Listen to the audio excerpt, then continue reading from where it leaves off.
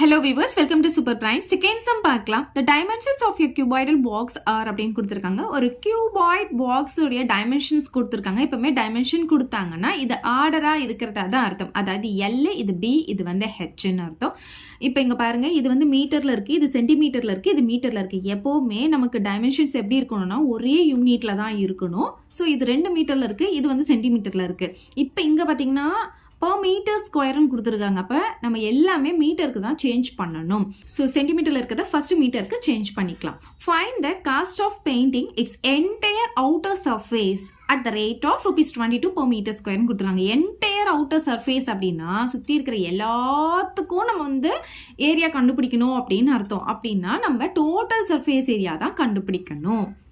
At the rate of, அதாவது per metre ஸ்கொயருக்கு இவ்வளோ செலவாகும்னு சொல்லியிருக்காங்க. அப்போ டோட்டல் ஏரியாவுக்கு எவ்வளோ செலவாகும்னு கேட்டிருக்காங்க. ஓகே, ஃபர்ஸ்ட் நம்ம என்ன பண்ணலாம்னா அவங்க கொடுத்துருக்கிற மெஷர்மெண்ட் எடுத்து எழுதிக்கலாம். ஸோ கிவன் போட்டுக்கோங்க. என்ன கொடுத்துருக்காங்க? எல் வந்து 6 மீட்டர்னு கொடுத்துருக்காங்க. பி பார்த்தீங்கன்னா 400 சென்டிமீட்டர் அப்படின்னு கொடுத்துருக்காங்க. இதை நம்ம மீட்டருக்கு சேஞ்ச் பண்ணணும். மீட்டருக்கு சேஞ்ச் பண்ணும்போது இது வந்து நம்ம 100ஆல் டிவைட் பண்ணாதான் அது மீட்டருக்கு சேஞ்ச் ஆகும். ஸோ இங்கே பார்த்தீங்கன்னா 2 0க்கு 2 0 கேன்சல் ஆகிடும். இப்போ 4 மீட்டராக மாறிடும். ஹெச் எடுத்து எழுதிக்கலாம். 1.5 மீட்டர். எல்லாமே இப்போ மீட்டரில் இருக்குது. இப்போ நம்ம என்ன கண்டுபிடிக்கணும் பார்த்தீங்கன்னா என்டையர் அவுட்டர் சர்ஃபேஸ் ஏரியானா டோட்டல் சர்ஃபேஸ் ஏரியா தான். ஸோ டிஎஸ்ஏ ஃபார்முலா பார்த்தீங்கன்னா நமக்கு 2 × LB + BH + HL square units. அவ்வளோதான். எல்லா வேல்யூவும் இதில் சப்ஸ்டிடியூட் பண்ணிட்டோன்னா ஆன்சர் கிடச்சிடும். ஓகே, எல்பி அப்படின்னு சொல்லும்போது இது 2 மல்டிப்ளேல எழுதிக்கணும். இது வந்து 4ஆக மாறிடுச்சு. அதுக்கப்புறம் பிஹெச் அப்படின்னு சொல்லும்போது இது 2 மல்டிப்ளேல எழுதிக்கணும். 4 × 1.5 ப்ளஸ் ஹெச்எல்னு சொல்லும்போது இது 2 மல்டிப்ளேல எழுதிக்கணும். ஸோ 1.5 × 6. இங்கே பார்த்தீங்கன்னா ஸ்கொயர் யூனிட் வந்து நமக்கு மீட்டராக இருக்கிறதுனால இந்த இடத்துல மீட்டர் ஸ்கொயர் நான் போட்டுக்கிறேன். ஸோ 2 × இது 2 மல்டிப்ளை பண்ணால் 24 வரும். ப்ளஸ் இது 2 மல்டிப்ளை பண்ணும்போது இப்போ பார்த்தீங்கன்னா 1.5 × 4.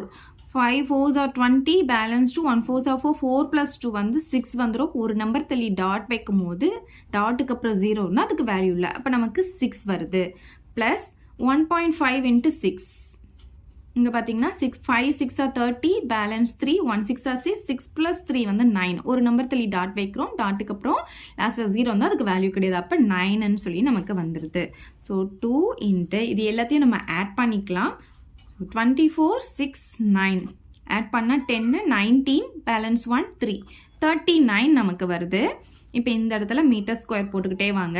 இப்போ இது 2 நம்ம மல்டிப்ளை பண்ண போகிறோம். 9 2s are 18, balance 1 3 2s are 6, 6 + 1 7 metre square. So total surface area கண்டுபிடிச்சிட்டோம். இதோட சம் முடியல. எப்போவுமே நீங்கள் சம் முடிச்ச பிறகு கொஸ்டின் ஒரு தடவை ரீட் பண்ணுங்க. அதுக்கப்புறம் ஏதாவது கொஸ்டின் கேட்டிருக்காங்களா இந்த சம்மில் அப்படின்றத பாருங்க. இல்லைன்னா அதோட முடிச்சுட்டு வந்துடுவீங்க, மார்க்லாம் நமக்கு மைனஸ் ஆகிடும். இது நம்ம இங்கே கண்டுபிடிக்கணும். இப்போ பாருங்க, ஒரு ஸ்கொயர் மீட்டருக்கு வந்து 22 rupees வந்து செலவாகுதுன்னு சொல்லியிருக்காங்க பெயிண்ட் பண்ணுறதுக்கு. அப்போ இவ்வளோ ஸ்கொயர் மீட்டருக்கு எவ்வளோ செலவாகும் அப்படின்னு கேட்குறாங்க. Cost of painting